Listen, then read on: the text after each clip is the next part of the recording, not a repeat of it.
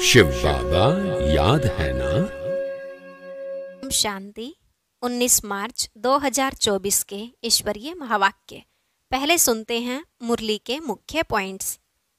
बाबा ने कहा, यह जो रावण का पिंजरा है, इसमें अनेक प्रकार के दुख ही दुख हैं।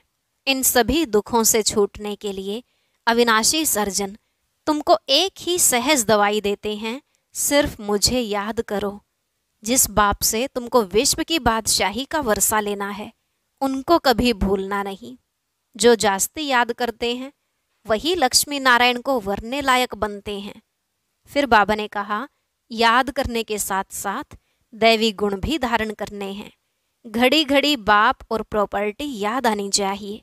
याद करते करते तुम्हारी आत्मा बिल्कुल बाप जैसी भरपूर हो जाएगी।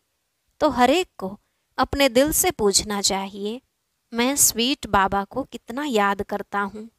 मन भागता तो नहीं? वैसे भागेगा भी कहाँ, दुनिया तो है ही नहीं। क्योंकि जो भी इन आँखों से तुम देख रहे हो, यह सब तो खत्म होने वाला है।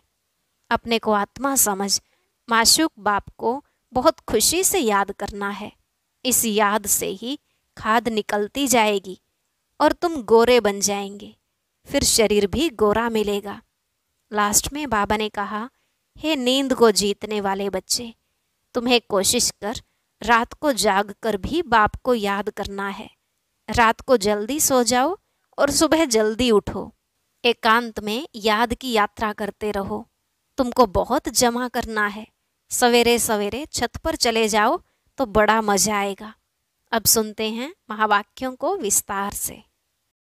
बाबा ने कहा, मीठे बच्चे, घड़ी घड़ी बाप और वर्षे को याद करो। बाप रूहानी सर्जन तुम्हें निरोगी बनने की एक ही दवा बताते। बच्चे, मुझे याद करो। प्रश्न, अपने आप से कौन सी बातें करो तो बहुत मजा आएगा? उत्तर, अपने आप से बातें करो। इन आँखों से जो कुछ देखते हैं, यह तो सब खत्म हो जाना है। बस हम और बाबा ही रहेंगे। मीठा बाबा हमको स्वर्ग का मालिक बना देते हैं। ऐसी ऐसी बातें करो। एकांत में चले जाओ तो बहुत मजा आएगा। ओम शांति। परम पिता शिव भगवानुवाच। मीठे मीठे बच्चों को पुरुषोत्तम संगम युग कदम कदम पर याद रहना चाहिए। यह भी तुम बच्चे ही जानते हो, सो भी नंबरवार पुरुषार्थ अनुसार। यह बुद्धि में याद रहे, हम अभी पुरुषोत्तम संगम युग पर पुरुषोत्तम बन रहे हैं। और यह जो रावण का पिंजरा है, उनसे बाबा हमको छुटकारा दिलाने आया है। जैसे कोई पंछी को पिंजरे से निकाला जाता है तो वह बहुत खुश होकर उड़कर सुख पाते हैं। तुम बच्चे भी जानते हो, यह रावण का पिंजरा है। अनेक प्रकार के दुख ही दुख हैं। अब बाप आए हैं इस पिंजरे से निकालने के लिए। हैं तो मनुष्य ही। शास्त्रों में लिख दिया है, देवताओं और असुरों की लड़ाई लगी, फिर देवताओं ने जीता। अब लड़ाई की तो बात ही नहीं। तुम अभी असुर से देवता बन रहे हो। आसुरी रावण अर्थात 5 विकारों पर तुम जीत पाते हो, न कि रावण संप्रदाय पर। 5 विकारों को ही रावण कहा जाता है। बाकी किसको जलाने आदि की बात नहीं है। तुम बच्चे बड़े खुश होते हो। अभी हम ऐसी दुनिया में जा रहे हैं जहाँ न गर्मी है न सर्दी, सदैव बसंत ऋतु ही रहती है। सतयुग स्वर्ग की बसंत ऋतु अब आती है। यह बसंत ऋतु तो थोड़े समय के लिए आती है। वह बसंत ऋतु तो तुम्हारे लिए आधा कल्प के लिए आती है। वहाँ गर्मी आदि होती नहीं है। गर्मी से भी मनुष्यों को दुख होता है, मर पड़ते हैं। इन सभी दुखों की बातों से छूटने के लिए हमको अविनाशी सर्जन बहुत सहज दवाई देते हैं। उस सर्जन के पास जाएंगे तो अनेक दवाइयाँ आदि याद आएंगी। यहाँ इस सर्जन के पास तो कोई दवाई नहीं। उनको सिर्फ याद करने से सब रोग छूट जाते हैं और दवाई आदि कुछ भी नहीं है। बच्चे कहते हैं, आज सेमिनार करेंगे चार्ट कैसे लिखना चाहिए, बाबा को कैसे याद करना चाहिए, इस पर सेमिनार करेंगे। अब बाप तो तकलीफ नहीं देते हैं कि बैठकर लिखो, कागज़ खराब करो, ज़रूरत ही नहीं रहती। बाप तो सिर्फ कहते हैं बुद्धि में बाप को याद करो। अज्ञान काल में बाप को याद करने के लिए चार्ट बनाया जाता है क्या? इसमें लिखा पढ़ी करने की कोई ज़रूरत नहीं। बाप को कहते हैं बाबा हम आपको भूल जाते हैं। कोई सुने तो क्या कहेंगे? कहते भी हैं हम जीते जी बाप के बने हैं। क्यों बने हैं? बाप से विश्व की बादशाही का वर्षा लेने। फिर ऐसे बाप को तुम भूलते क्यों हो? ऐसा बाप जिससे इतना भारी वर्षा मिलता है, उनको तुम याद नहीं कर सकते हो। इतना बार तुमने वर्षा लिया है, फिर भी भूल जाते हो। बाप से वर्षा लेना है तो याद भी करना है, दैवी गुण भी धारण करने हैं। लिखना क्या है, यह तो हरेक अपने दिल से पूछे। नारद का भी मिसाल है, खुद कहते हैं बड़ा भक्त था। तुम भी जानते हो जन्म जन्मांतर के हम पुराने भक्त हैं। हम मीठे बाप को याद कर कितना खुश होते हैं। जो जितना याद करते हैं वही लक्ष्मी नारायण को वरने लायक बनेंगे। कोई गरीब का बच्चा जाकर साहूकार की गोद लेता है तो कितना खुश होता है। बाप को और प्रॉपर्टी को ही याद करते हैं। यहाँ तो बहुत हैं जिनको बेहद के बाप का बच्चा बन राजाई लेने का भी अक्ल नहीं आता है। वंडरफुल बात है। जो बाप स्वर्ग का मालिक बनाते हैं उनको याद नहीं कर सकते हैं। बाप बच्चों को एडॉप्ट करते हैं। ऐसे बाप को याद न करना, यह तो वंडरफुल बात है। घड़ी घड़ी बाप और प्रॉपर्टी याद आनी चाहिए। बाप कहते हैं मीठे मीठे सिकिलधे बच्चों, तुमने बुलाया ही है एडॉप्ट करने के लिए। बाप को बुलाया जाता है ना। बाप ही स्वर्ग की स्थापना करते हैं, स्वर्ग का वर्षा देते हैं। तुम पुकारते भी हो बाबा हम पतितों को आकर गोद में लो। आप ही कहते हो हम पतित कंगाल छी वर्थ नोटे पैनी हैं। बेहद के बाप को तुम भक्ति मार्ग में पुकारते रहते हो। अब बाप कहते हैं भक्ति मार्ग में भी तुमको इतना दुख नहीं था। अभी मनुष्यों को कितना दुख है। बाप आया है तो जरूर विनाश का भी समय होगा। तुम जानते हो इस लड़ाई के बाद फिर कितने जन्म कितने वर्ष लड़ाई का नाम ही नहीं रहेगा। कभी लड़ाई लगेगी नहीं, न कोई दुख रोग आदि का नाम होगा। अभी तो कितनी ढेर बीमारियां हैं। बाप कहते हैं मीठे बच्चों, हम तुमको सभी दुखों से छुड़ा देंगे। तुम याद ही करते हो हे भगवान आकर दुख हरो, सुख शांति दो। यह दो चीज़ें हर एक मांगते हैं। यहाँ है अशांति। शांति के लिए जो राय देते हैं उन्हों को प्राइज मिलती रहती है। बेचारों को मालूम ही नहीं कि शांति किसको कहा जाता है। शांति तो मीठे बाप के सिवाय और कोई द्वारा मिल न सके। कितनी तुम मेहनत करते हो समझाने की, फिर भी समझते ही नहीं। तुम गवर्नमेंट को भी लिख सकते हो, मुफ्त क्यों पैसे बर्बाद करते हो। शांति का सागर तो एक ही बाप है, वही विश्व में शांति स्थापन करते हैं। गवर्नमेंट के हेड्स को अच्छे अच्छे कागज़ पर रॉयल्टी से चिट्ठी लिखनी चाहिए। कोई अच्छा कागज़ देखकर समझते हैं कि शायद यह किसी बड़े आदमी की चिट्ठी है। बोलो विश्व में शांति जो तुम कहते हो आगे कब हुई है जो फिर उस प्रकार मिले? जरूर कभी मिली होगी। तुमको मालूम है, तुम तिथि तारीख सब लिख सकते हो। बाप ने ही आकर विश्व में शांति सुख स्थापन किया था। वह सतयुग का समय था। यह लक्ष्मी नारायण है डायनेस्टी की निशानी। ब्रह्मा और तुम ब्राह्मणों के पार्ट का किसको पता नहीं है। मुख्य पार्ट तो ब्रह्मा का है ना, वही रथ बनते हैं जिस रथ द्वारा बाप इतना कार्य करते हैं।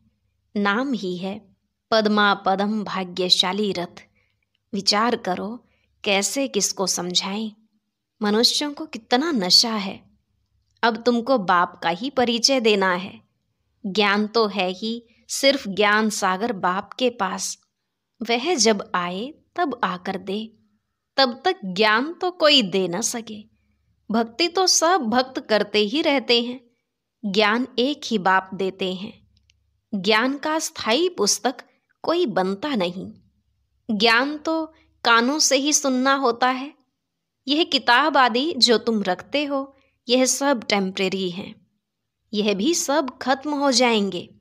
तुम नोट्स लिखते हो, यह भी खत्म हो जाने हैं। यह सिर्फ अपने पुरुषार्थ के लिए हैं। बाप कहते हैं टॉपिक्स की लिस्ट बनाओ तो याद आएगा, परंतु यह तो जानते हो यह पुस्तक आदि कुछ भी नहीं रहेंगे। तुम्हारी बुद्धि में सिर्फ याद ही चल पड़ेगी। आत्मा बिल्कुल बाप जैसी भरपूर हो जाती है। बाकी जो भी पुरानी चीज़ें इन आँखों से देखते हो, वह भी खत्म हो जाएंगी। पिछाड़ी में कुछ भी रहना नहीं है। बाप अविनाशी सर्जन है, आत्मा भी अविनाशी है। एक शरीर छोड़ दूसरा लेती है। दिन प्रतिदिन जो भी शरीर मिलता है, छीछी ही मिलता है। अभी तुम बच्चे जानते हो हम श्रेष्ठाचारी बन रहे हैं। बाप ही बनाते हैं, साधु संत आदि थोड़े ही बनाते हैं। बाप तुमको श्रेष्ठाचारी बनाते हैं। बाबा कहते मीठे बच्चे, मैं तुम्हें अपने नैनों पर बिठा कर ले जाऊंगा। आत्मा भी यहाँ नैनों पर बैठती है। बाप कहते हैं हे आत्माएं, तुम सबको निहाल कर ले जाऊंगा। बाकी थोड़ा समय है, अब मेहनत करो। अपने दिल से पूछो, मैं स्वीट बाबा को कितना याद करता हूँ। हीर रांझा का विकार के लिए लव नहीं था, शारीरिक प्यार था। याद करते थे और सामने आ जाता था, दोनों आपस में मिल जाते थे। बाप कहते हैं तुम भी ऐसे बनो। वह है एक जन्म के आशिक माशुक, तुम हो जन्म जन्मांतर के। यह बातें इस समय ही होती हैं। आशिक माशुक का अक्षर भी स्वर्ग में नहीं है, वह भी पवित्र रहते हैं। मनसा में ही ख्याल आते हैं, सामने देखा और खुश हुए। तुम बच्चों को देखने की तो कोई चीज़ नहीं। इस समय तुम सिर्फ अपने को आत्मा समझो और माशुक बाप को याद करो। आत्मा समझ बाप को बहुत खुशी से याद करना है।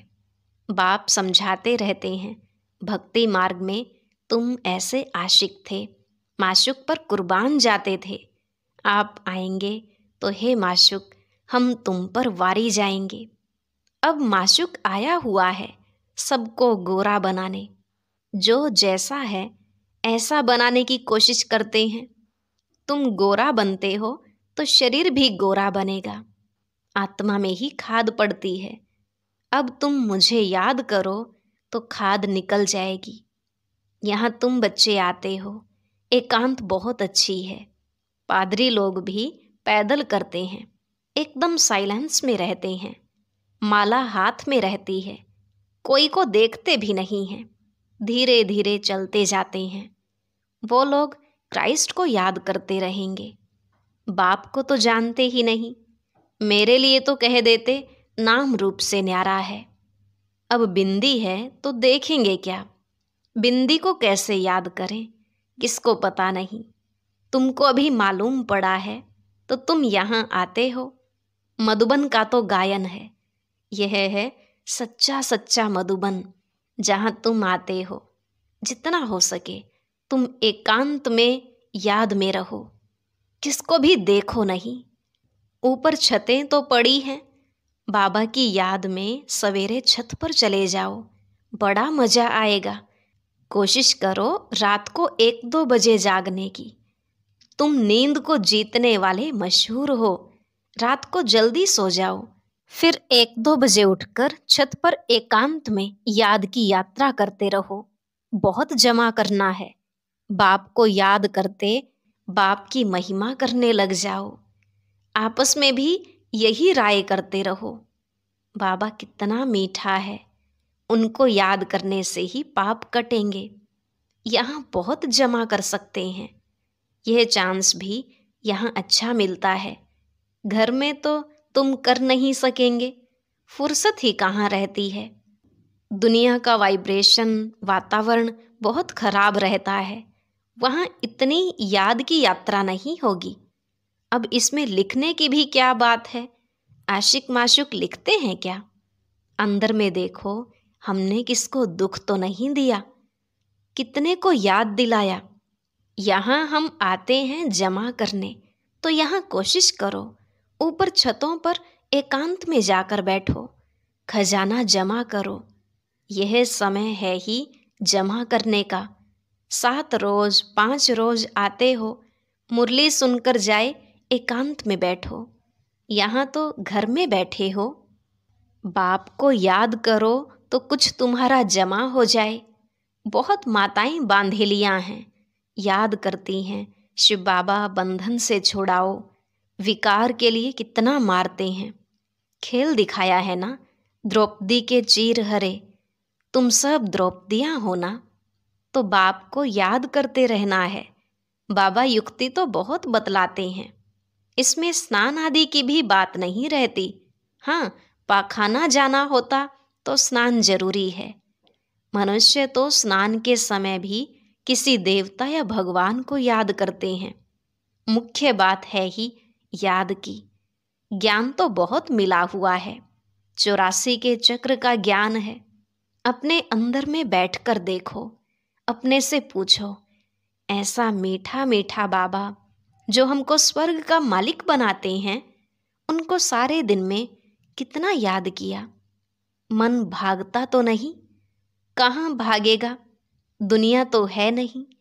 यह सब खत्म हो जाना है। हम और बाबा ही रहने वाले हैं। ऐसे ऐसे अंदर में बातें करो तो फिर बहुत मज़ा आएगा। यहाँ जो भी आते हैं वह बहुत पुराने भक्त हैं। जो नहीं आते वह समझो कि आजकल के भक्त हैं, वह देरी से आएंगे। शुरू से भक्ति करने वाले जरूर बाप से वर्षा पाने आएंगे। यह गुप्त मेहनत है। जो धारणा नहीं करते हैं उनसे कुछ भी मेहनत होती नहीं। यहाँ तुम आते ही हो रिफ्रेश होने, अपने से मेहनत करो। 1 हफ्ते में तुम इतना माल इकट्ठा कर सकते हो जो वहाँ 12 मास में नहीं। यहाँ 7 रोज में सारी कसर निकाल सकते हो। बाबा राय देते हैं। अच्छा, मीठे मीठे सिकिलधे बच्चों प्रति माता पिता बाप दादा का याद प्यार और गुड मॉर्निंग। रूहानी बाप की रूहानी बच्चों को नमस्ते। रूहानी बच्चों की रूहानी बाप दादा को नमस्ते नमस्ते, गुड मॉर्निंग, शुक्रिया बाबा, शुक्रिया। धारणा के लिए मुख्य सार। पहला पॉइंट, एकांत में बैठ बाप को याद कर कमाई जमा करनी है। अपने अंदर चेक करना है, याद के समय मन भागता तो नहीं है। हम कितना समय स्वीट बाप को याद करते हैं। दूसरा, सदा इसी खुशी में रहना है कि हमें बाबा ने रावण के पिंजरे से मुक्त कर दिया। अभी हम ऐसी दुनिया में जा रहे हैं जहाँ न गर्मी है न सर्दी, जहाँ सदा ही बसंत ऋतु है। आज का वरदान, मेरे को तेरे में परिवर्तन कर, बेफिक्र बादशाह बनने वाले, खुशी के खजाने से भरपूर भव। मेरे को तेरे में परिवर्तन कर, बेफिक्र बादशाह बनने वाले, खुशी के खजाने से भरपूर भव। बाबा ने कहा, जिन बच्चों ने सब कुछ तेरा किया वही बेफिक्र रहते हैं। मेरा कुछ नहीं, सब तेरा है। जब ऐसा परिवर्तन करते हो तब बेफिक्र बन जाते हो। जीवन में हर एक बेफिक्र रहना चाहता है। जहाँ फिक्र नहीं वहाँ सदा खुशी होगी। तो तेरा कहने से, बेफिक्र बनने से, खुशी के खजाने से भरपूर हो जाते हो। आप बेफिक्र बादशाहों के पास अनगिनत, अखुट, अविनाशी खजाने हैं जो सतयुग में भी नहीं होंगे। स्लोगन: खजानों को सेवा में लगाना अर्थात जमा का खाता बढ़ाना। खजानों को सेवा में लगाना अर्थात जमा का खाता बढ़ाना। अच्छा। ओम शांति। अब सुनते हैं आज की अव्यक्त मुरली। इसके लिए ऊपर दिए गए बॉक्स पर क्लिक करें।